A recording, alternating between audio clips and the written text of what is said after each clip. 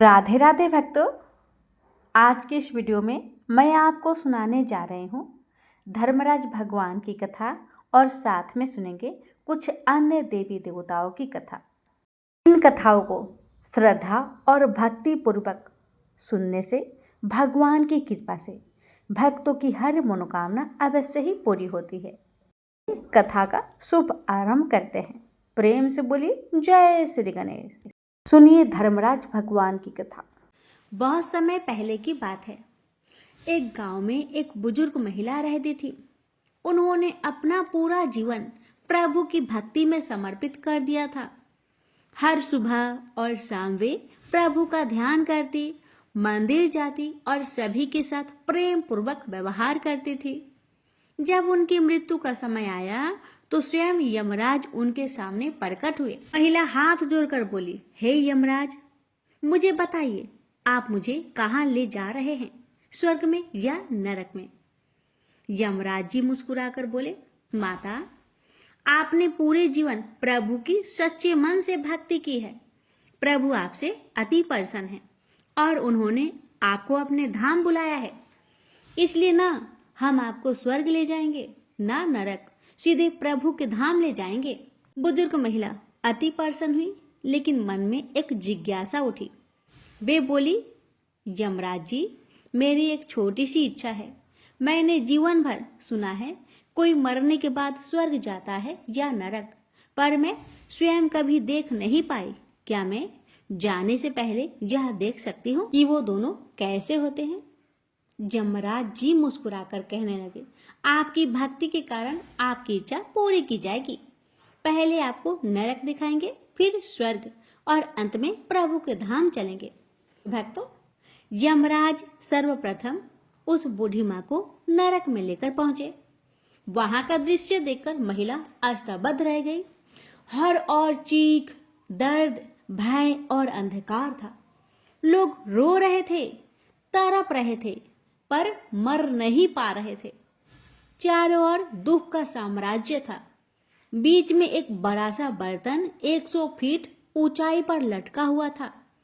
उसमें से मीठी खीर की सुगंध आ रही थी। नीचे लोग भूख से बेहाल थे। महिला ने किसी एक से पूछा, बेटा, तुम लोग इतने परेशान क्यों हो? ये स्वादिष्ट खीर तो ऊपर रखी है, तुम लोग खा क्यों नहीं लेते?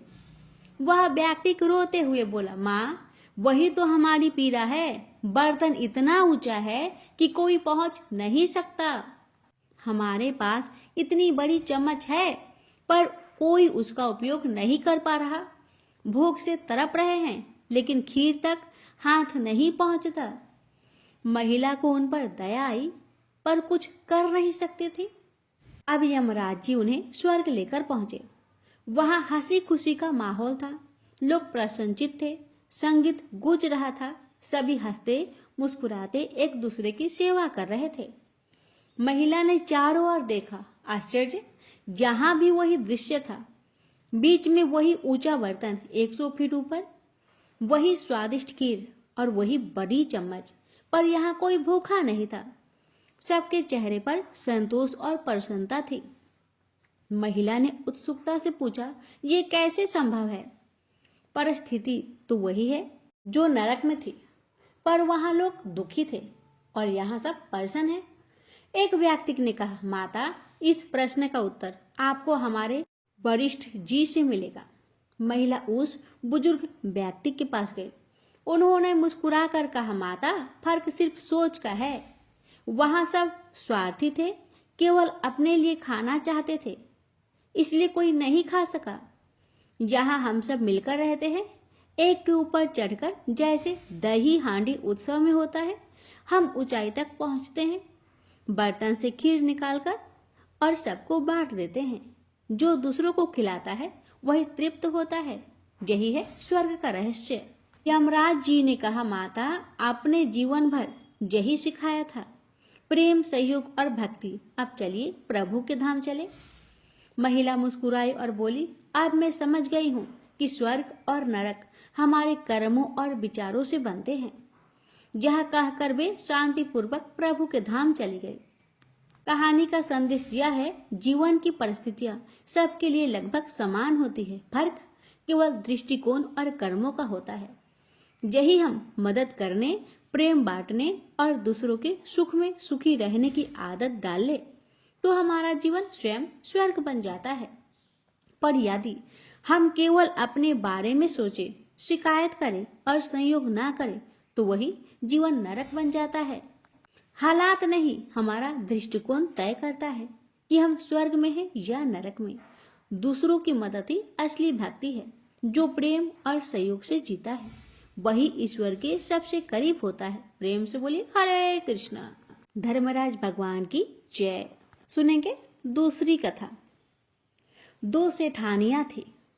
एक के घर में धन बहुत था पर वह कंजूस थी। दूसरे के पास धन थोड़ा कम था पर मन से वह बहुत अमीर थी। रोज सवेरे उठती, गंगा स्नान करती, तुलसी माता, बर पीपल सींचने, भगवान की मंदिर जाके पूजा करती, धर्मराज सूरज भगवान की कहानी सुनती, भगवान की भोग लगाकर अतिथि को जिमाती, गाय कुत्ता के लिए ग्रास निकालती। दूसरी सेठानी इस धर्मात्मा को देखकर हंसती थी और कहती थी, पता नहीं दिन भर ये क्या क्या करती रहती है। थोड़े समय बाद दोनों सेठानियों को भगवान का बुलावा आया। धर्मात्मा सेठानी के तो यमराज जी ने विमान भेजा और दूसरी को दूत मारते ही ले गए। रास्ते में सेठानी बोली, मेरे को भूख लगी है। तो दूत बोले, किसी को कुछ दिया होगा तो तुम्हें मिलेगा। फिर बोली, प्यास लगी है। तो दूत बोले, क्या तुमने अपने जीवन में किसी को पानी पिलाया है? तो ही तुम्हें पानी मिलेगा। भक्तों, रास्ते में उसे कांटे चुभने लगे, गर्मी पड़ने लगी, पर दूत तो उसे घसीटते ही ले गए। अब सेठानी बहुत पछताने लगी कि मेरे पास क्या नहीं था। अन्न नहीं था कि धन नहीं था, सब कुछ मेरे पास था, फिर भी मैंने कोई दान धर्म नहीं किया। इतने में यमराज का दरबार आया। धर्मात्मा बुढ़िया को भगवान के पास सिंहासन मिला और वह उस पर बैठी थी। उधर दूसरी सेठानी को तपते हुए कुंड में डाल दिया गया। अब सेठानी यमराज से बोली, मुझे 1.25 पहर का जीवन दान दीजिए, मैं वापस आकर दंड भोग लूंगी। यमराज जी बोले, ठीक है। सेठानी के शरीर में वापस प्राण डाल दिए गए। संसार में आते ही पंडितों को बुलाकर सेठानी ने धर्मराज जी की कथा सुनी, सब तरह से दान धर्म किया। इतने में समय पूरा हो गया। अब की बार विमान आया। 1.25 पहर के दान धर्म से सेठानी को स्वर्ग मिला। धर्मराज जी जैसे सेठानी पर कृपा करी वैसे सब पर करना। प्रेम से बोली धर्मराज भगवान की जय।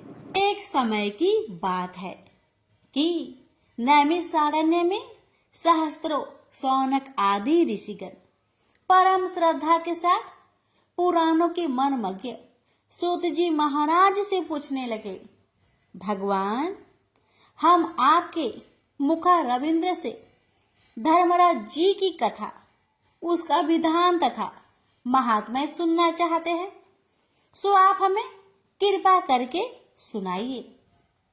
सूत जी बोले, हे ऋषियों, आप लोगों ने मुझसे मनुष्यों के कल्याण की कामना से ये पूछा है, अतः आज मैं आप लोगों को धर्मराज जी की कथा सुनाता हूँ।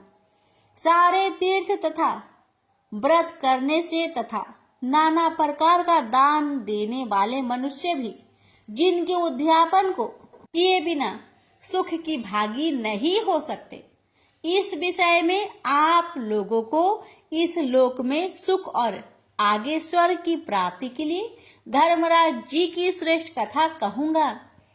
आप लोग विश्वास रख कर श्रवण करें। पूर्व काल की बात है कि राजा बब्रुवाहन महोदय पूर्व में राज्य करता था। वह राजा बड़ा धर्मात्मा, दयालु तथा गौ ब्राह्मण और भक्त पूजक था। उसके राज्य में हरिदास विष्णु सेवक बड़ा तेजस्वी था। तदनुसार उसकी पत्नी भी बहुत सुशील और धर्मवती थी, जिसका नाम था गुणवती। हरिदास विष्णु सेवक बड़ा तपस्वी था। तदुसार उसकी पत्नी श्री भगवान की भक्त और पतिव्रता थी। उसने प्राय सभी प्रसिद्ध देवताओं के व्रत किए, परंतु धर्मराज जी की नाम से प्रभु सेवा कभी नहीं की। वह गणेश के, चंद्रमा के, हरतालिका आदि देवियों के, राम कृष्ण जन्माष्टमी, महाशिवरात्रि आदि शिव जी के सभी व्रत किए थे। बड़ी श्रद्धा से एकादशी का व्रत भी करती हुई यथाशक्ति दान भी करती थी और अतिथि सेवा से कभी विमुख नहीं रही। इस प्रकार धर्मपरायण या वृद्ध अवस्था में मृत्यु को प्राप्त हुई तो धर्मचरण के प्रभाव से यमदूत उसे आदर पूर्वक धर्मराज के पूर्व में ले गए। दक्षिण दिशा में पृथ्वी से कुछ ऊपर अंतरिक्ष में धर्मराज जी का बड़ा भारी नगर है, जो कि पापी लोगों को भयकारी है। धर्मराज का पूर्व 1000 योजन का है। वह चकोर है तथा उसके 4 द्वार है तथा वह नाना प्रकार के रत्नों से शोभ्यमान काई मनुष्य जो पुण्य भोगने को गए हैं निवास कर रहे हैं। स्थान स्थान पर गीत सुनाई दे रही है और बाजे बज रहे हैं। उस नगर में 7 कोट है। उसके बीच में महासुंदर धर्मराज जी का मंदिर है। वह रत्नों से बना हुआ है और अग्नि, बिजली, बाल सूर्य के समान चमक रहा है। उसके दरवाजे को पिरिया अष्टफिक मणि की है। हीरो की कड़ियों से आंगन चमक रहा है। उसके मध्य में अनुपम सुंदर सिंहासन पर धर्मराज भगवान विराजमान है। उनके पास चित्रगुप्त जी का स्थान है, जो कि मृत प्राणियों की पाप का लेखा भगवान धर्मराज जी को सुनाया करते हैं। यमराज के दूत कुंवती को वहां ले गए। उनको देखकर वह भयभीत होकर कांपने लगी और अपने सर को नीचे किए हुए खड़ी हो गई। चित्रगुप्त जी ने उनके पूर्व जन्म के किए हुए पाप पुण्य का लेखा जोखा जर करके भगवान धर्मराज जी को सुनाया। धर्मराज जी उस गुणवती की हरिहर आदि तथा सब देवों में भक्ति देखकर प्रसन्न हुए, पर कुछ उदासी भी उनके मुख मंडल पर झलकती हुई गुणवती को दिखाई दी। धर्मराज जी को उदास देखकर गुणवती ने भगवान से निवेदन किया कि हे भगवान, हे प्रभु, मैंने शुरू से लेकर अब तक अपने जीवन में कोई पाप कर्म नहीं किया, किसी का बुरा नहीं चाहा, सबका भला किया जितना कर सकूं। फिर भी भगवान आप उदास हैं। क्यों उदास है आप? इसका कारण क्या है भगवान? बताइए। हे धर्मराज जी, क्या मुझसे कोई गलती हुई है? तो धर्मराज जी कहने लगे, देवी, तुमने व्रत आदि से सब देवों को संतुष्ट किया है, परंतु तुमने मेरे नाम से कुछ भी दान पुण्य नहीं किया है। यह सुनकर गुणवती ने कहा, हे धर्मराज भगवान, मेरे अपराध को क्षमा कर दे। आपकी उपासना मैं नहीं जानती थी। अब आप कृपा करके मुझे उपाय बताइए जिससे मनुष्य आपकी प्रीति के पात्र बन सके।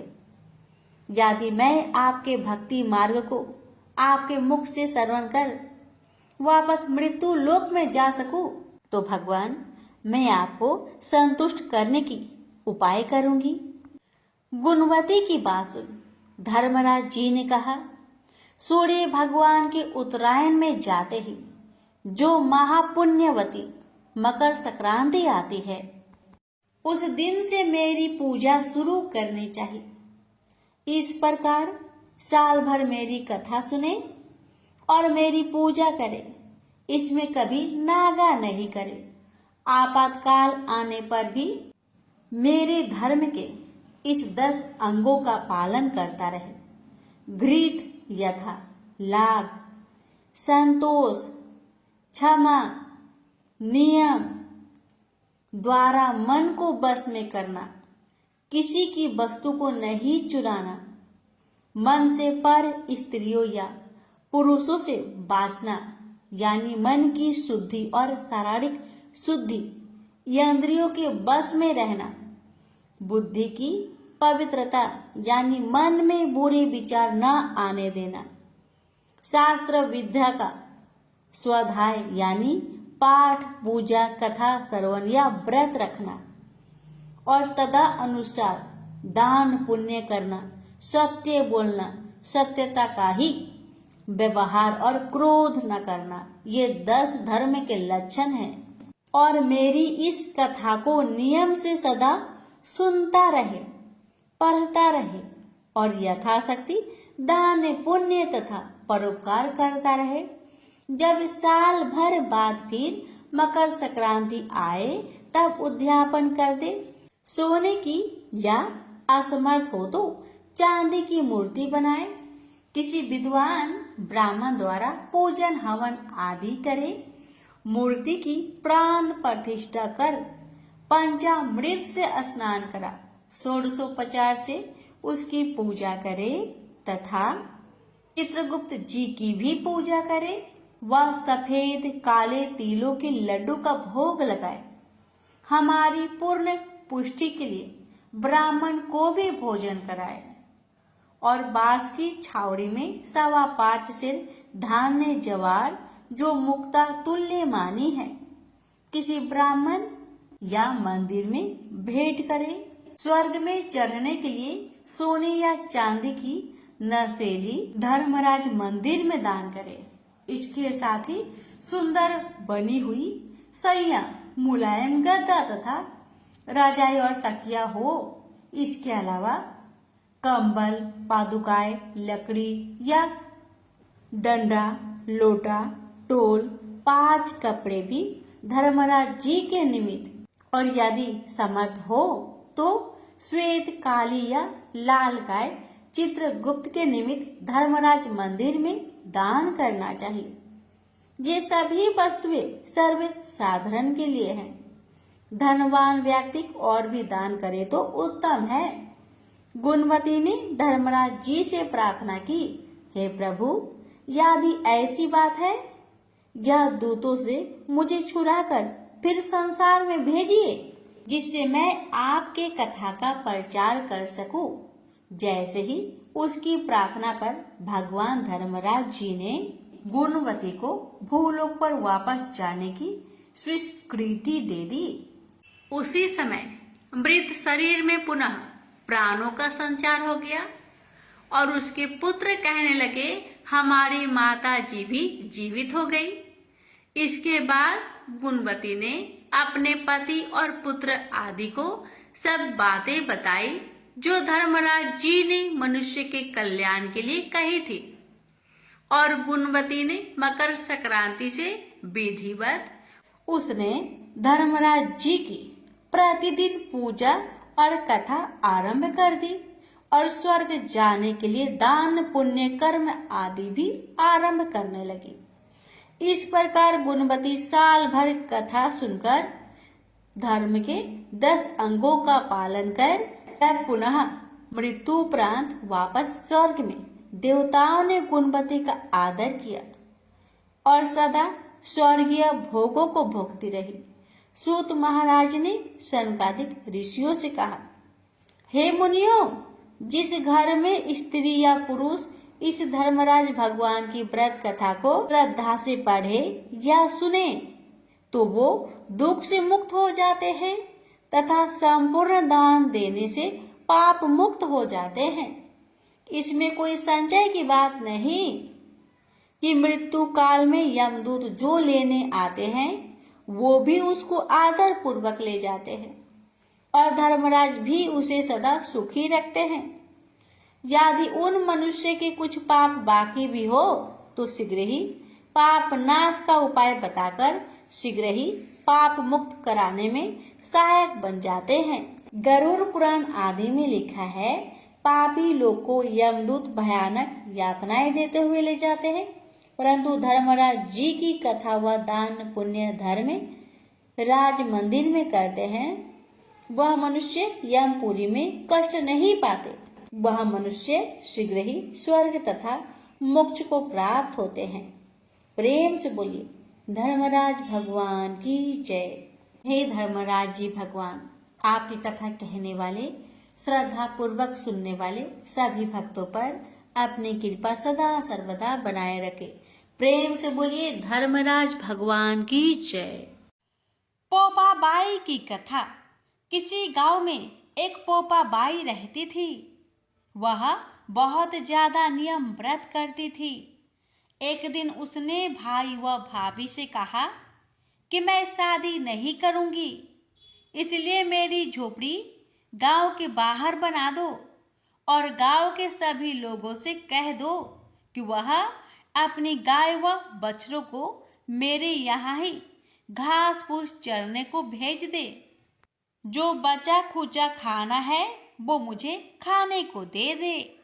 एक दिन नगर का राजा शिकार खेलने जंगल में आया और वह गांव के बाहर जंगल के पास बनी झोपड़ी को देखकर रुक गया।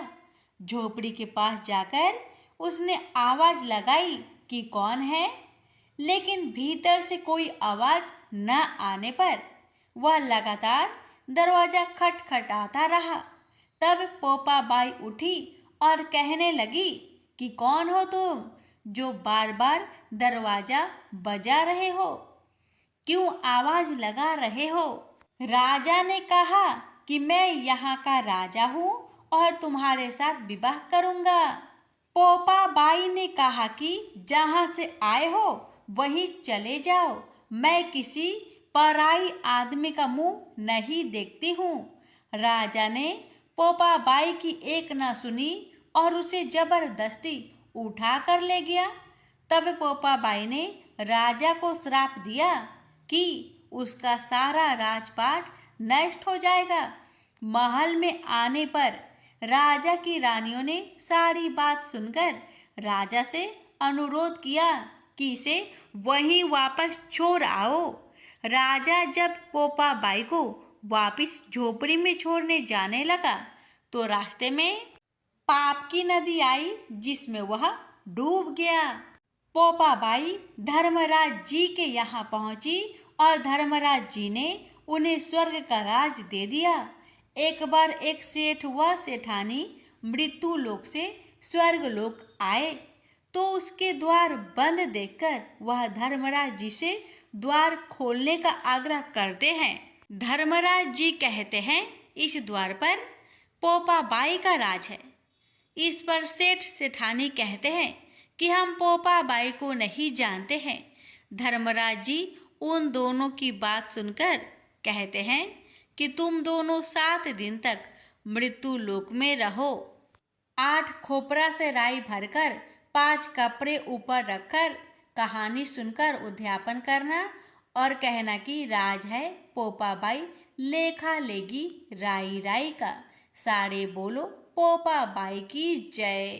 धर्मराज भगवान जी की जय। लक्ष्मी नारायण भगवान जी की जय। एक दिन परम सुंदरी सीता जी सखियों के साथ उद्यान में खेल रही थी। वहां उन्हें सुख पक्षी का एक जोड़ा दिखाई दिया जो बड़ा मनोरम था। वे दोनों पंछी एक डाली पर बैठकर इस प्रकार बोल रहे थे, पृथ्वी पर श्री राम नाम से प्रसिद्ध एक बड़े सुंदर राजा होंगे। उनकी महारानी सीता के नाम से विख्यात होगी। श्री राम जी बड़े बुद्धिमान और बलवान होंगे। वे समस्त राजाओं को अपने बस में रखते हुए सीता के साथ 11,000 वर्षों तक राज्य करेंगे। धन्य है वे जानकी देवी और धन्य है श्री राम जो एक दूसरे को प्राप्त होकर इस पृथ्वी पर आनंद पूर्वक विहार करेंगे। उनको ऐसे बातें करते देख सीता जी ने सोचा, ये दोनों मेरे ही जीवन की मनोरथ कथा कह रहे हैं, इन्हें पकड़कर सभी बातें पूछूं। ऐसा विचार कर उन्होंने अपनी सखियों द्वारा उन दोनों को पकड़वाकर मंगवाया और उनसे कहा, तुम दोनों बहुत सुंदर हो, डरना नहीं। बताओ तुम कौन हो और कहाँ से आए हो? राम कौन है और सीता कौन है? तुम्हें उनकी जानकारी कैसे हुई?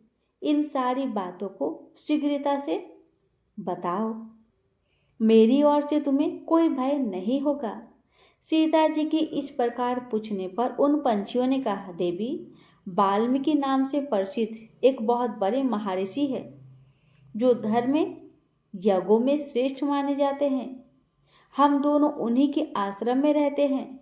महर्षि रामायण नामक एक महाकाव्य की रचना की है जो सदा ही मन को प्रिय जान पड़ता है। उन्होंने शिष्यों का उसका अध्ययन कराया है तथा प्रतिदिन वे संपूर्ण प्राणियों के हित में संलग्न रहकर उसके पदों का चिंतन किया करते हैं। उसका कलेवर बहुत बड़ा है। हम लोग ने उसे पूरा पूरा सुना है। बारंबार उसका गान तथा पाठ सुनने से हमें भी उसका अभ्यास हो गया है। राम और सीता कौन है यह हम बताते हैं तथा इसकी भी सूचना देते हैं कि श्री राम के साथ क्रिया करने वाली जानकी के विषय में क्या क्या बातें होने वाली है। तुम ध्यान देकर सुनो। महर्षि ऋष्यशृंग के द्वारा कराए हुए पुत्रेष्टि यज्ञ के प्रभाव से भगवान विष्णु राम, लक्ष्मण, भरत, शत्रुघ्न ये 4 शरीर धारण करके प्रकट होंगे। देवांगनाएं भी उनकी उत्तम कथा का गान करेगी।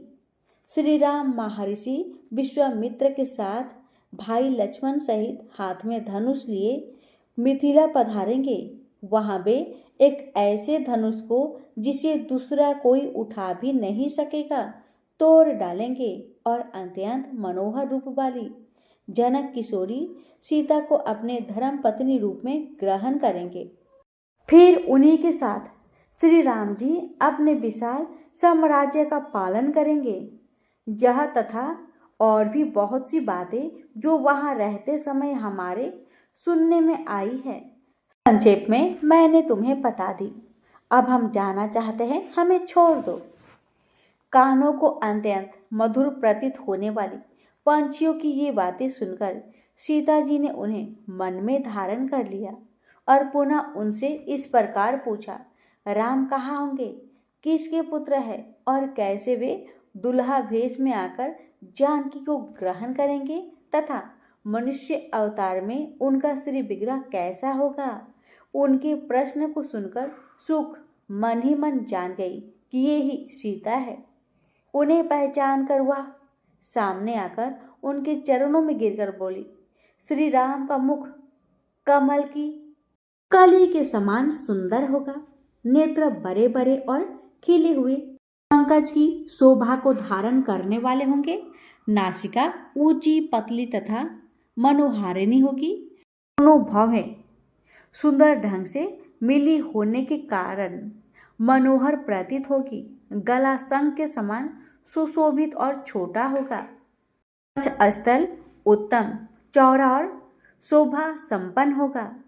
उसमें श्री वत्स का चिन्ह होगा। सुंदर जांघों और कटी भाग की शोभा से युक्त दोनों घुटने अत्यंत निर्मल होंगे, जिनकी भक्तजन आराधना करेंगे। श्री राम के चरणविंद भी परम शोभायुक्त होंगे और सभी भक्तजन उनकी सेवा में सदा संलग्न रहेंगे। श्री राम जी ऐसा ही मनोहर रूप धारण करने वाले हैं।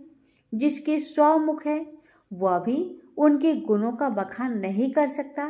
फिर हमारे जैसे पक्षी का क्या बिसात है। परम सुंदर रूप धारण करने वाली लावण्यमयी लक्ष्मी जी भी जिनकी झांकी करके मोहित हो गई। उन्हें देखकर पृथ्वी पर दूसरी कौन स्त्री है जो मोहित ना होगी। उनका बल और पराक्रम महान है। वे अत्यंत मोहक रूप धारण करने वाले हैं। मैं श्री राम का कहाँ तक वर्णन करूं। वे सब प्रकार के ऐश्वर्यमयी गुणों से युक्त हैं। परम मनोहर रूप धारण करने वाली वे जानकी देवी धन्य हैं जो श्री राम जी के साथ 1000 वर्षों तक प्रसन्नता पूर्वक विहार करेगी। परंतु सुंदरी, तुम कौन हो, तुम्हारा नाम क्या है, जो इतनी चतुरता और आदर के साथ श्री राम के गुणों का कीर्तन सुनने के लिए प्रश्न कर रही हो। सुक्की की ये बात सुनकर जनक कुमारी सीता अपने जन्म की ललित एवं मनोहर चर्चा करती हुई बोली, जिसे तुम लोग जानकी कह रहे हो, वह जानकी पुत्री मैं ही हूँ। मेरे मन को लुभाने वाले श्री राम जब यहाँ आकर मुझे स्वीकार करेंगे तभी मैं तुम्हें छोड़ूंगी, अन्यथा नहीं, क्योंकि तुमने अपने वचनों से मेरे मन में लोभ उत्पन्न कर दिया है। अब तुम इच्छा अनुसार खेल करते हुए मेरे घर में सुख से रहो और मीठे मीठे पदार्थ भोजन करो। यह सुनकर सुकिनी जानकी से कहने लगी, सावित, हम वन के पंछी हैं, पेड़ों पर रहते हैं और सर्वत्र विचरा करते हैं। हमें तुम्हारे घर में सुख नहीं मिलेगा। मैं गर्भिणी हूँ, अपने स्थान पर जाकर बच्चे पैदा करूँगी, उसके बाद फिर तुम्हारे यहाँ आ जाऊँगी। उसके ऐसा कहने पर भी सीता जी ने उसे नहीं छोड़ा। तब उसका पति विनीत भाव में बोला, सीता, मेरी सुंदरी भार्या को छोड़ दो, इसे क्यों रख रही हो? शोभने, यह गर्भिणी है, सदा मेरे मन में बसी रहती है। जब यह बच्चों को जन्म दे लेगी तब मैं इसे लेकर तुम्हारे पास आ जाऊंगा। सुख के ऐसा कहने पर जानकी जी ने कहा, महामते, तुम आराम से जा सकते हो, किंतु तुम्हारी यह भार्या मेरा प्रिय करने वाली है। मैं इसे अपने पास बड़े सुख से अपनी सखी बनाकर रखूंगी। यह सुनकर पंछी दुखी हो गया। करुणायुक्त वाणी में कहा, योगी लोग जो बातें कहते हैं वह सत्य ही है। किसी से कुछ न कहे, मौन होकर रहे, नहीं तो उन्मत्त प्राणी अपने वचन रूपी दोष के कारण ही बंधन में पड़ता है। यदि हम इस पेड़ पर बैठकर वार्तालाप न करते तो हमारे लिए यह बंधन कैसे प्राप्त होता? इसलिए मौन रहना ही चाहिए। इतना कहकर पंछी पुनः बोला, सुंदरी, मैं अपनी इस भाड़े के बिना जीवित नहीं रह सकता, इसलिए इसे छोड़ दो। सीता, तुम बड़ी अच्छी हो, मेरी प्रार्थना मान लो। इस तरह नाना प्रकार की बातें कहकर उसने समझाया, परंतु सीता जी ने सुक्की को नहीं छोड़ा। तब सुक्की ने पुनः कहा, सीते, मुझे छोड़ दो, अन्यथा श्राप दे दूंगी। सीता जी ने कहा, तुम मुझे डराती धमकाती हो, मैं इससे तुम्हें नहीं छोड़ूंगी। तब सुक्की ने क्रोध और दुख में आकुल होकर जानकी जी को श्राप दिया, अरे, जिस प्रकार तू मुझे इस समय अपने पति से विलग कर रही है, वैसे ही तुझे स्वयं भी गर्भिणी अवस्था में श्री राम से अलग होना पड़ेगा। यूं कहकर पति वियोग के शोक में उसके प्राण निकल गए। उसने श्री राम का स्मरण तथा पुनः पुनः राम नाम का उच्चारण करते हुए प्राण त्याग किया। इसलिए उसे ले जाने के लिए सुंदर विमान आया और वह सुक्की उस पर बैठकर भगवान के धाम को चली गई। भार्या की मृत्यु हो जाने पर सुख शोक से आतुर होकर बोला, मैं मनुष्य से भरी हुई श्री राम की नगरी अयोध्या में जन्म लूंगा और इसका बदला चुकाऊंगा। मेरे ही वाक्य से उद्वेग में पड़कर तुम्हें पति वियोग का भारी दुख उठाना पड़ेगा। यह कहकर उसने भी अपना प्राण छोड़ दिया। प्रेम से बोलिए सियावर रामचंद्र की जय। सती अनुसुईया की कथा। कथा से अधिकांश धर्मालु परिचित है। उनकी पति भक्ति की लोक प्रचलित और पौराणिक कथा है, जिसमें त्रिदेव ने उनकी परीक्षा लेने की सोची और बन गए नन्हे शिशु। भक्तों, एक बार नारद जी विचरण कर रहे थे, तब तीनों देवियां माँ लक्ष्मी, माँ सरस्वती और माँ पार्वती को परस्पर विमर्श करते देखा। तीनों देवियां अपने अस्तित्व और पतिव्रता की चर्चा कर रही थी। नारद जी उनके पास पहुंचे और उन्हें अत्रि महामुनि की पत्नी अनुसुईया के असाधारण पतिव्रत्य के बारे में बताया। नारद जी बोले, उनके समान पवित्र और पतिव्रता तीनों लोक में नहीं है। तीनों देवियों को मन में अनुसुईया के प्रति ईर्ष्या होने लगी। तीनों देवियों ने सती अनुसुईया के पतिव्रते को खंडित के लिए अपने पतियों को कहा। तीनों ने उन्हें बहुत समझाया पर वे राजी नहीं हुई। इस विशेष आग्रह पर ब्रह्मा, विष्णु और महेश ने सती अनुसुईया के अस्तित्व और ब्रह्म शक्ति परखने की सोची। जब अत्रि ऋषि आश्रम से कहीं बाहर गए हुए थे तब ब्रह्मा, विष्णु और महेश तीनों ने यातियों का भेष धारण किया और अत्रि ऋषि के आश्रम में पहुंचे तथा भिक्षा मांगने लगे। अतिथि सत्कार की परंपरा के चलते सती अनुसुईया ने त्रिमूर्तियों का उचित रूप से स्वागत कर उन्हें खाने के लिए निमंत्रण दिया। लेकिन यातियों के भेष में त्रिमूर्तियों ने एक स्वर में कहा, हे साध्वी, हमारा एक नियम है कि जब तुम निर्वस्त्र होकर भोजन परोसोगी तभी हम भोजन करेंगे। अनुसुईया असमंजस में पड़ गई कि इससे तो उनके पतिव्रत के खंडित होने का संकट है। उन्होंने मन ही मन ऋषि अत्रि का स्मरण किया। दिव्य शक्ति से उन्होंने जाना कि यह तो त्रिदेव ब्रह्मा, विष्णु और महेश है। मुस्कुराते हुए माता अनुसुईया बोली, जैसी आपकी इच्छा। तीनों यातियों पर जल छिड़ककर उन्हें 3 प्यारे शिशुओं के रूप में बदल दिया।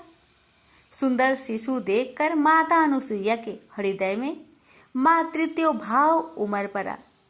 शिशुओं को स्तनपान कराया, दूध भात खिलाया, गोद में सुलाया। तीनों गहरी नींद में सो गए। अनुसुईया माता ने तीनों को झूले में सुलाकर कहा, तीनों लोकों पर शासन करने वाले त्रिमूर्ति मेरे शिशु बन गए। मेरे भाग्य को क्या कहा जाए। फिर वह मधुर कंठ से लोरी गाने लगी। उसी समय कहीं से एक सफेद बैल आश्रम में पहुंचा। एक विशाल गरुड़ पंख फरफराते हुए आश्रम पर उड़ने लगा और एक राजहंस कमल को चोंच में लिए हुए आया और आकर द्वार पर उतर गया। यह नजारा देखकर नारद, लक्ष्मी, सरस्वती और पार्वती आ पहुंचे। भक्तों, अब नारद ने विनय पूर्वक अनुसुईया से कहा, माते, अपने पतियों से संबंधित प्राणियों को आपके द्वार पर देखकर यह 3 देवियां यहाँ पर आ गई हैं। यह अपने पतियों को ढूंढ रही है। इनके पतियों को कृपया इन्हें सौंप दीजिए। अनुसुईया ने तीनों देवियों को प्रणाम करके कहा, माताओं, झूले में सोने वाले शिशु अगर आपके पति हैं तो इन्हें आप ले जा सकती हैं। लेकिन जब तीनों देवियों ने तीनों शिशुओं को देखा तो एक समान लगने वाले तीनों शिशु गहरी निद्रा में सो रहे थे। इस पर लक्ष्मी, सरस्वती और पार्वती भ्रमित होने लगे। नारद ने उनकी स्थिति जानकर उनसे पूछा, आप क्या अपने पति को पहचान नहीं सकती? जल्दी से अपने अपने पति को गोद में उठा लीजिए। देवियों ने जल्दी जल्दी में एक एक शिशु को उठा लिया। वे शिशु एक साथ त्रिमूर्तियों के रूप में खड़े हो गए। तब उन्हें मालूम हुआ कि सरस्वती ने शिव जी को, लक्ष्मी ने ब्रह्मा को और पार्वती ने विष्णु को उठा लिया है। 3 देवियां शर्मिंदा होकर दूर जा खड़ी हो गई। तीनों देवियों ने माता अनुसुईया से क्षमा याचना की और यह सच भी बताया कि उन्होंने ही परीक्षा लेने के लिए अपने पतियों को बाध्य किया था। फिर प्रार्थना की कि उनके पति को पुनः अपने स्वरूप में ले आए। माता अनुसुईया ने त्रिदेवों को उनका रूप प्रदान किया। तीनों देव सती अनुसुईया से प्रसन्न हो बोले, देवी वरदान मांगो। त्रिदेव की बात सुन अनुसुईया बोली, प्रभु, आप तीनों मेरी कोख से जन्म ले ये वरदान चाहिए, अन्यथा नहीं। तभी से वह माँ सती अनुसुईया के नाम से प्रख्यात हुई तथा कालांतर में भगवान दत्तात्रेय रूप में भगवान विष्णु का, चंद्रमा के रूप में ब्रह्मा का तथा दुर्वासा के रूप में भगवान शिव का जन्म माता अनुसुईया के गर्भ से हुआ। मातांतर से ब्रह्मा के अंश से चंद्रमा, विष्णु के अंश से दत्त तथा शिव के अंश से दुर्वासा का जन्म हुआ। प्रेम से बोलिए सती अनुसुईया माता की जय, त्रिदेव की जय, सप्तऋषियों की जय। प्यारे श्री सत्यनारायण भगवान की व्रत कथा। एक समय की बात है, नैमिषारण्य तीर्थ में सौनकादि 88,000 ऋषियों ने श्री सूत जी से पूछा, हे प्रभु, इस कलयुग में वेद विद्या रहित मनुष्य को प्रभु भक्ति किस प्रकार मिल सकती है तथा उनका उद्धार कैसे होगा? हे मुनि श्रेष्ठ, कोई ऐसा तप बताइए जिससे थोड़े समय में ही पुण्य मिले और मनोवांछित फल भी मिल जाए। इस प्रकार की कथा सुनने की हम इच्छा रखते हैं। सर्व शास्त्रों के ज्ञाता सूत जी बोले, हे वैष्णवों, मैं पूज्य आप सभी ने प्राणियों के हित की बात पूछी है, इसलिए मैं एक श्रेष्ठ व्रत को आप लोगों को बतलाऊंगा, जिसे नारद जी ने लक्ष्मी नारायण जी से पूछा था और लक्ष्मीपति ने मुनि श्रेष्ठ नारद जी से कहा था। आप सब इसे ध्यान से सुनिए। एक समय की बात है, योगीराज नारद जी दूसरों के हित की इच्छा लिए अनेकों लोकों में घूमते हुए मृत्यु लोक में आ पहुंचे। यहाँ उन्होंने अनेक योनियों में जन्मे प्राय सभी मनुष्यों को अपने कर्मों द्वारा अनेकों दुख से पीड़ित देखा। उनका दुख देख नारद जी सोचने लगे कि कैसा यत्न किया जाए, इसके करने से निश्चित रूप से मानव के दुखों का अंत हो जाए। इसी विचार पर मनन करते हुए वह विष्णु लोक में गए। वह देवों के इस भगवान नारायण की स्तुति करने लगे, जिनके हाथों में शंख, चक्र, गदा और पद्म थे, गले में वरमाला पहने हुए थे। स्तुति करते हुए नारद जी बोले, हे भगवान, आप अत्यंत शक्ति से संपन्न हैं। मन तथा वाणी भी आपको नहीं पा सकती है। आपका यदि मध्य तथा अंत नहीं है, निर्गुण स्वरूप सृष्टि के कारण भक्तों के दुख को दूर करने वाले, आपको मेरा नमस्कार है। नारद जी की स्तुति सुन विष्णु भगवान बोले, हे मुनि श्रेष्ठ, आपके मन में क्या बात है? आप किस काम के लिए पधारे हैं, उसे निसंकोच कहो। इस पर नारद मुनि बोले कि मृत्यु लोक में अनेक योनियों में जन्मे मनुष्य अपने कर्मों के द्वारा अनेकों दुख से दुखी हो रहे हैं। हे नाथ, आप मुझ पर दया रखते हैं तो बताइए कि वो मनुष्य थोड़े प्रयास से ही अपने दुखों से कैसे छुटकारा पा सकते हैं। श्री हरि बोले, हे नारद, मनुष्य की भलाई के लिए तुमने बहुत ही अच्छी बात पूछी है, जिसके करने से मनुष्य मोह से छूट जाता है। वह बात मैं कहता हूँ, उसे सुनो। स्वर्ग लोक व मृत्यु लोक दोनों में एक दुर्लभ उत्तम व्रत है, जो पुण्य देने वाला है। आज प्रेम वश होकर मैं उसे तुमसे कहता हूँ। श्री सत्यनारायण भगवान का यह व्रत अच्छी तरह विधान पूर्वक करके मनुष्य तुरंत ही यहाँ सुख भोग कर मरने पर मोक्ष पाता है। श्री हरि के वचन सुन नारद जी बोले कि उस व्रत का फल क्या है और उसका विधान क्या है। यह व्रत किसने किया था, इस व्रत को किस दिन करना चाहिए, सभी कुछ विस्तार से बताए। नारद की बात सुनकर श्री हरि बोले, दुख व शोक को दूर करने वाला यह व्रत सभी स्थानों पर विजय दिलाने वाला है। मानव को भक्ति व श्रद्धा के साथ शाम को श्री सत्यनारायण की पूजा धर्म परायण होकर ब्राह्मणों व बंधुओं के साथ करनी चाहिए। भक्ति भाव से ही नैवेद्य केले का फल, घी, दूध और गेहूं का आटा सवाया ले। गेहूं के स्थान पर साठी का आटा, शक्कर तथा गुड़ लेकर वह सभी भक्षण योग्य पदार्थों को मिलाकर भगवान का भोग लगाए। ब्राह्मणों सहित बंधु बांधवों को भी भोजन कराए। उसके बाद स्वयं भोजन करे और भजन कीर्तन के साथ भगवान की भक्ति में लीन हो जाए। इस तरह से सत्यनारायण भगवान का यह व्रत करने पर मनुष्य की सारी इच्छाएं निश्चित रूप से ही पूरी होती है। इस कली काल अर्थात कलयुग में मृत्यु लोक में मोक्ष का यही एक सरल उपाय है। इति श्री सत्यनारायण व्रत कथा प्रथम अध्याय संपूर्ण। श्रीमन नारायणे नारायणे नारायण, भज मन नारायणे नारायणे नारायण। श्री सत्यनारायण भगवान की जय। सूत जी बोले, हे ऋषियों, जिसने पहले समय में इस व्रत को किया था उसका इतिहास कहता हूँ, ध्यान से सुनो। सुंदर काशीपुरी नगरी में एक अत्यंत निर्धन ब्राह्मण रहता था। भूख प्यास से परेशान हुआ धरती पर घूमता रहता था। ब्राह्मणों से प्रेम करने वाले भगवान ने एक दिन ब्राह्मण का भेष धारण कर उसके पास जाकर पूछा, हे ब्रीप, नित्य दुखी होकर तुम पृथ्वी पर क्यों घूमते हो? दीन ब्राह्मण बोला, मैं निर्धन ब्राह्मण हूँ, भिक्षा के लिए धरती पर घूमता हूँ। हे भगवान, यदि आप इसका कोई उपाय जानते हो तो बताइए। वृद्ध ब्राह्मण कहता है कि सत्यनारायण भगवान मनोवांछित फल देने वाले हैं, इसलिए तुम उनका पूजन करो। इसे करने से मनुष्य सभी दुखों से मुक्त हो जाता है। वृद्ध ब्राह्मण बनकर आए सत्यनारायण भगवान उस निर्धन ब्राह्मण को व्रत का सारा विधान बताकर अंतर्ध्यान हो गए।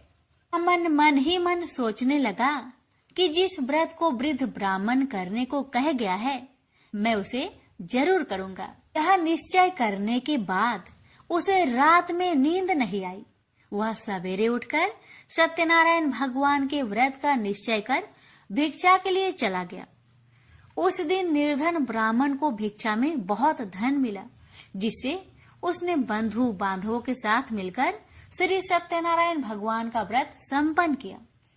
भगवान सत्यनारायण का व्रत संपन्न करने के बाद वह निर्धन ब्राह्मण सभी दुखों से छूट गया और अनेक प्रकार की संपत्तियों से युक्त हो गया। उसी समय से यह ब्राह्मण हर माह इस व्रत को करने लगा। इस तरह से सत्यनारायण भगवान के व्रत को जो भी मनुष्य करेगा वह सभी प्रकार के पापों से छूटकर मोक्ष को प्राप्त होगा। जो मनुष्य इस व्रत को करेगा वह भी सभी दुखों से मुक्त हो जाएगा। सूत जी बोले कि इस तरह से नारद जी से नारायण जी का कहा हुआ श्री सत्यनारायण व्रत को मैंने तुमसे कहा। हे वृपो, मैं अब और क्या कहूँ? ऋषि बोले, हे मुनिवर, संसार में उस व्रीप से सुनकर और किस किस ने इस व्रत को किया, हम सब इस बात को सुनना चाहते हैं। इसके लिए हमारे मन में श्रद्धा का भाव है। सूत जी बोले, हे मुनियों, जिसने इस व्रत को किया है वह सब सुनो। एक समय वही व्रीप धन व ऐश्वर्य के अनुसार अपने बंधु बांधवों के साथ इस व्रत को करने को तैयार हुआ। उसी समय एक लकड़ी बेचने वाला बूढ़ा आदमी आया और लकड़ियां बाहर रखकर अंदर ब्राह्मण के घर में गया। प्यास से दुखी वह लकड़हारा उनको व्रत करते देख व्रीप को नमस्कार कर पूछने लगा कि आप यह क्या कर रहे हैं तथा इसे करने से क्या फल मिलेगा, कृपया मुझे भी बताइए। ब्राह्मण ने कहा कि सब मनोकामनाओं को पूरा करने वाला यह सत्यनारायण भगवान का व्रत है। इनकी कृपा से ही मेरे घर में धन्य धान्य आदि की वृद्धि हुई है। व्रीप से सत्यनारायण व्रत के कथा के बारे में जानकर लकड़हारा बहुत प्रसन्न हुआ। चरणामृत लेकर वह प्रसाद खाने के बाद वह अपने घर गया। लकड़हारे ने अपने मन में संकल्प किया कि आज लकड़ी बेचने से जो धन मिलेगा उसी से श्री सत्यनारायण भगवान का उत्तम व्रत करूंगा। मन में इस विचार को ले बूढ़ा आदमी सिर पर लकड़ियां रख उस नगर में बेचने गया जहां धनी लोग ज्यादा रहते थे। उस नगर में उसे अपनी लकड़ियों का दाम पहले से 4 गुना अधिक मिलता है। बूढ़ा प्रसन्नता के साथ दाम लेकर केले, शक्कर, घी, दूध, दही और गेहूं का आटा ले और सत्यनारायण भगवान की व्रत की अन्य सामग्रियां लेकर अपने घर गया। वहां उसने अपने बंधु बांधवों को बुलाकर विधि विधान से सत्यनारायण भगवान का पूजन और व्रत किया। इस व्रत के प्रभाव से वह बूढ़ा लकड़हारा धन पुत्र आदि से युक्त होकर संसार के समस्त सुख भोग अंत काल में बैकुंठ धाम को चला गया। इति श्री सत्यनारायण व्रत कथा दूसरा अध्याय संपूर्ण।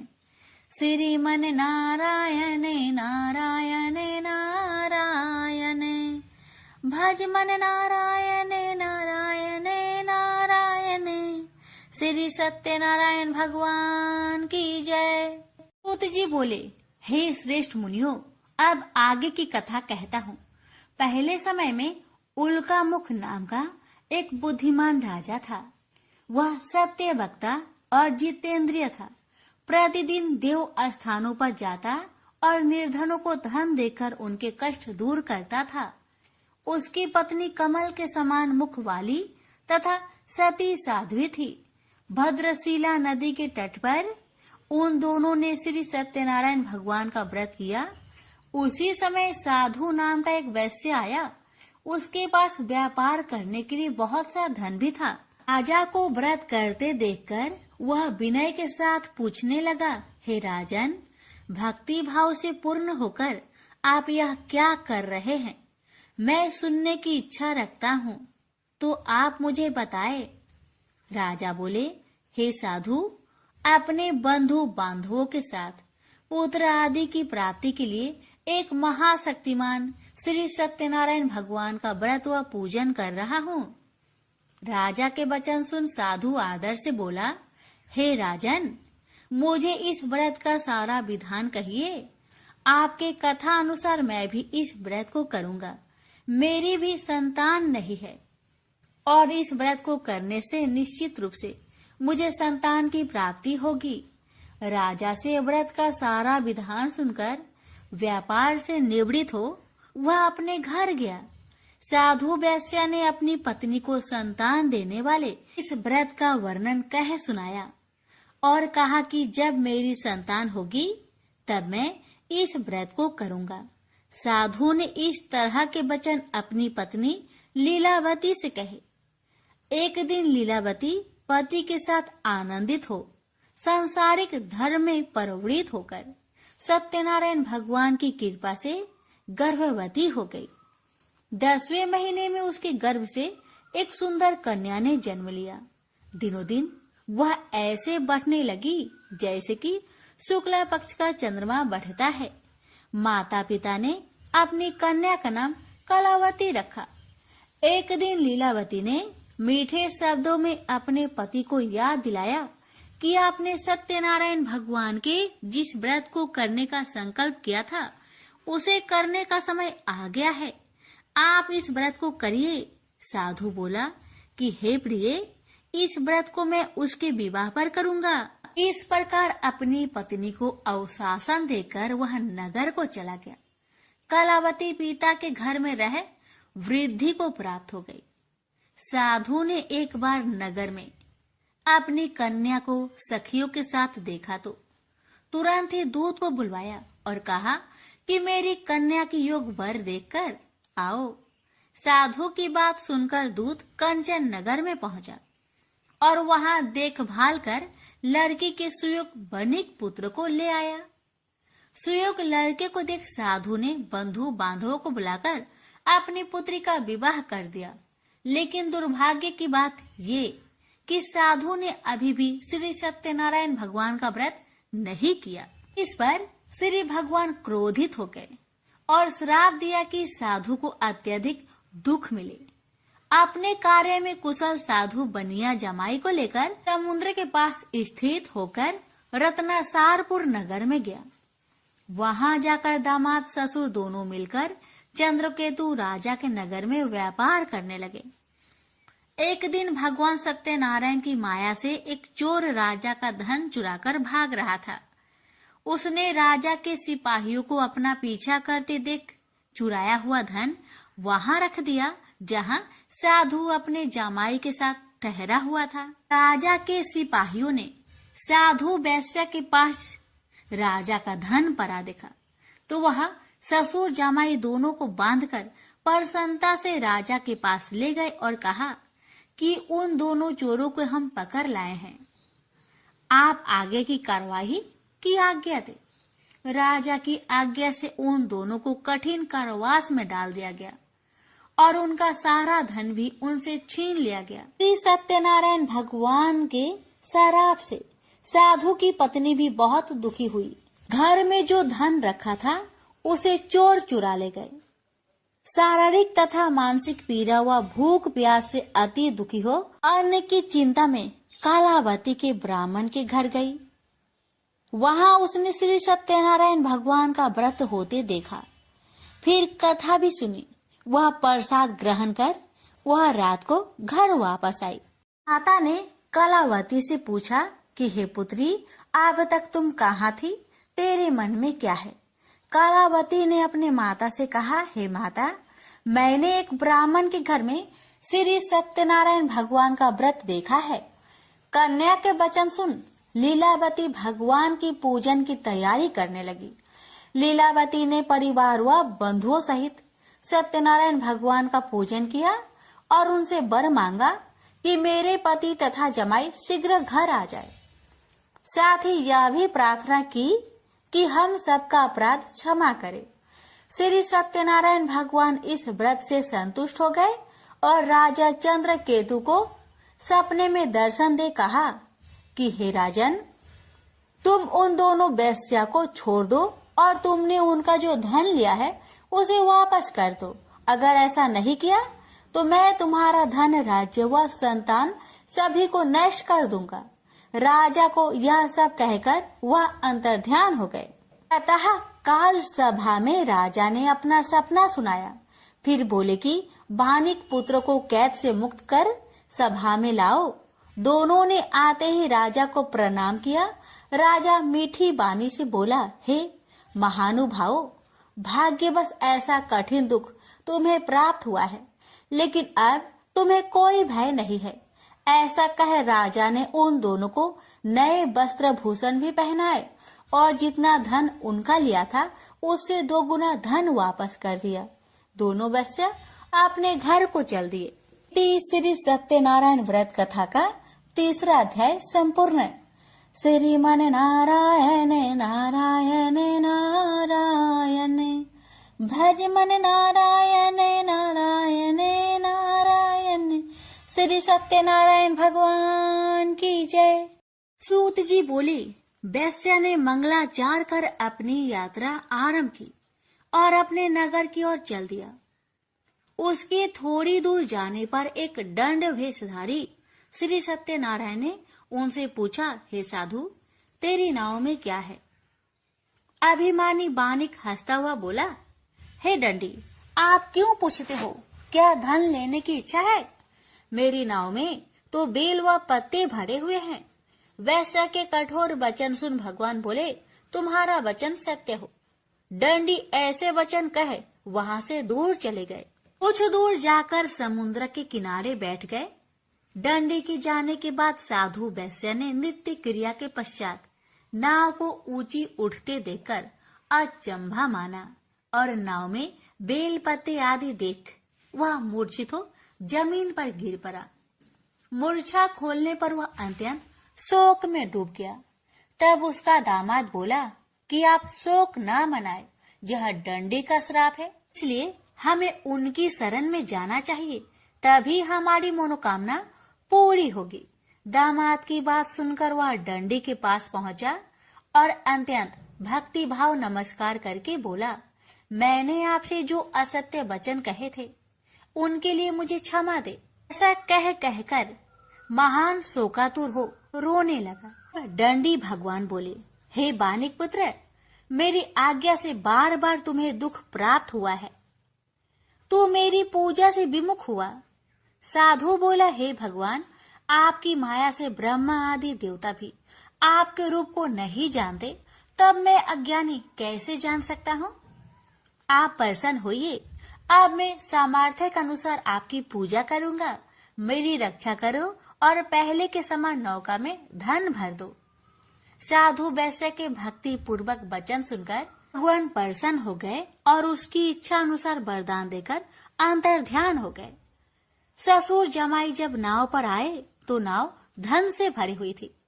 फिर वही अपने अन्य साथियों के साथ सत्यनारायण भगवान का पूजन कर अपने नगर को चल दिए। जब नगर के नजदीक पहुँचे तो दूत को घर पर खबर करने के लिए भेज दिया। दूत साधु की पत्नी को प्रणाम कर कहता है कि मालिक अपने दामाद सहित नगर के निकट आ गए हैं।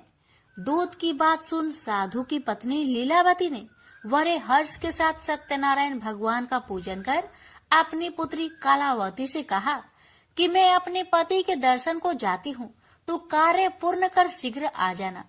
माता के ऐसे वचन सुन कलावती जल्दी में प्रसाद छोड़ अपने पति के पास चली गई। प्रसाद की अवज्ञा के कारण श्री सत्यनारायण भगवान रुष्ट हो गए और नाव सहित उसके पति को पानी में डुबो दिए। कलावती अपने पति को वहां ना पाकर रोती हुई जमीन पर गिर गई। नौका को डूबा हुआ देख वह कन्या को रोता देख साधु दुखी होकर बोला कि हे प्रभु, मुझसे तथा मेरे परिवार से जो भूल हुई है उसे क्षमा करे। साधु के दीन वचन सुनकर श्री सत्यनारायण भगवान प्रसन्न हो गए और आकाशवाणी हुई, हे साधु, तेरी कन्या मेरे प्रसाद को छोड़कर आई है, इसलिए उसका पति अदृश्य हो गया है। यदि वह घर जाकर प्रसाद खाकर लौटती है तो इसे उसका पति अवश्य मिलेगा। ऐसी आकाशवाणी सुन कलावती घर पहुंचकर प्रसाद खाती है और फिर आकर अपने पति के दर्शन करती है। उसके बाद साधु अपने बंधु बांधवों सहित श्री सत्यनारायण भगवान का विधि विधान से पूजन करता है। इस लोक का सुख भोग वह अंत में स्वर्ग जाता है। इति श्री सत्यनारायण व्रत कथा चतुर्थ अध्याय संपूर्ण। श्रीमन नारायणे नारायणे नारायणे भज मन नारायणे नारायणे नारायण। श्री सत्यनारायण भगवान की जय। श्री सूत जी बोले, हे ऋषियों, मैं और भी एक कथा सुनाता हूँ, उसे भी ध्यान पूर्वक सुनो। प्रजा पालन में लीन तुंगध्वज नाम का एक राजा था। उसने भी भगवान का प्रसाद त्याग कर बहुत ही दुख प्राप्त किया। एक बार वन में जाकर वन्य पशुओं को मारकर वह बर के पेड़ के नीचे आया। वहां उसने ग्वालों को भक्ति भाव से अपने बंधुओं सहित सत्यनारायण भगवान का पूजन करते देखा। अभिमान बस राजा ने उन्हें देखकर भी पूजा स्थान में नहीं गया, न ही उसने भगवान को नमस्कार किया। ग्वालों ने राजा को प्रसाद दिया, लेकिन उसने वह प्रसाद नहीं खाया और प्रसाद को वही छोड़कर वह अपने नगर को चला गया। जब वह नगर में पहुंचा तो वहां सब कुछ तहस नहस हुआ पाया, तो वह शीघ्र ही समझ गया कि यह सब भगवान ने ही किया है। वह दोबारा ग्वालों के पास पहुंचा और विधि पूर्वक पूजा कर प्रसाद खाया, तो श्री सत्यनारायण भगवान की कृपा से सब कुछ पहले जैसा हो गया। दीर्घ काल तक सुख भोगने के बाद मरोना उपरांत उसे स्वर्ग लोक की प्राप्ति हुई। तो मनुष्य परम दुर्लभ इस व्रत को करेगा तो भगवान सत्यनारायण की अनुकंपा से उसे धन्य धान्य की प्राप्ति होगी। निर्धन धनी हो जाता है और भय मुक्त हो जीवन जीता है। संतानहीन मनुष्य को संतान सुख मिलता है और सारे मनोरथ पूर्ण होने पर मानव अंत काल में वैकुंठ धाम को जाता है। सूत जी बोले, जिन्होंने पहले इस व्रत को किया है, अब उनके दूसरे जन्म की कथा कहता हूँ। वृद्ध संतानंद ब्राह्मण ने सुदामा का जन्म लेकर मोक्ष की प्राप्ति की। लकरहारे ने अगले जन्म में निषाद बनकर मोक्ष प्राप्त किया। उल्का मुख नाम का राजा दशरथ होकर बैकुंठ को गए। साधु नाम के वैश्य ने मोर ध्वज बनकर अपने पुत्र को आरे से चीरकर मोक्ष पाया। महाराज तुंगध्वज ने स्वयंभू होकर भगवान में भक्ति युक्त हो कर्म कर मोक्ष पाया। श्री सत्यनारायण व्रत कथा का 5वां अध्याय संपूर्ण हुआ। श्रीमन नारायण नारायण नारायण भज मन नारायण नारायण नारायण। श्री सत्यनारायण भगवान की जय।